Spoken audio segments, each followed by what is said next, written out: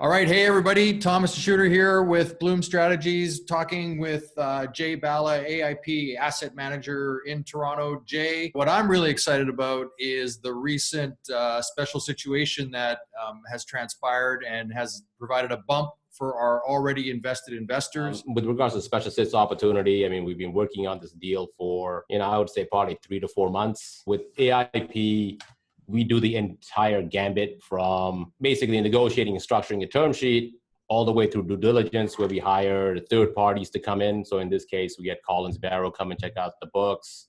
I believe E&Y had done some research on a potential acquisition, and in a nutshell, what it was a small cap stock that was purchasing a much larger company, and AIP had provided sort of a bridge financing to help with that acquisition. So I mean, it's prototypical of sort of our special sits deal in that it's a convertible debt piece, but we're senior secured, so we're first rank on all the assets of both the current company and the acquisition target, which gives us a lot of safety with regards to our principal at risk. And then it's obviously, as the stock takes off or does really well, then we can convert into the equity and we can make an additional bump. The way it's always structured is, we get some interest, we get some fees up front. Worst case scenario, that's our payout. And then if things work out really well, then you're gonna have a huge bump. So the way we had structured it in the hedge fund for the month of May was up about 10 to 12%. The Global Macro Mutual Fund was up about 3.5% due to the deal. So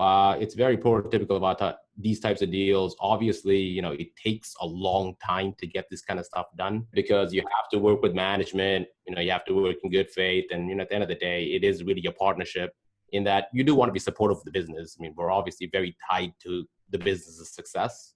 Yeah. And we want to make sure that all the legal documentation is there, that both parties understand A, their risks, and B, what their responsibilities are. It's not like we handed management a blank check. We told them, listen, this is what you've told us, this is what the documents say, and this is how we're going to govern our relationship, right? In this type of deal, when would you have first started talking to this company? With special sits deals, it's sort of weird. You have this large pipeline of people you talk to. Discussions get serious at one point, and then that's where you sort of hammer out a term sheet. There's a lot of due diligence material to go through. We have to understand the company, right? We have to understand what we're investing in. And we also have to do background checks on management, because realistically, we don't really know them. Yeah. They seem like nice people, or they've been referred to us. We've got to make sure that we've done all our checks to make sure that, they haven't committed any crimes, and, it's not a fraud and all of that kind of stuff, right? So then, myself, could I look for like 10% a month then?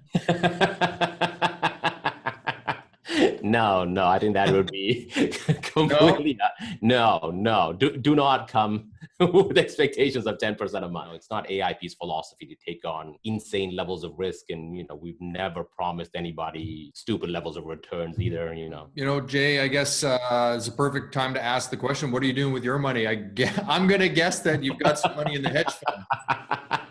Well, I mean, look, I've stayed pretty consistent. I mean, I've still got 50% in the hedge fund and 50% in cash, right?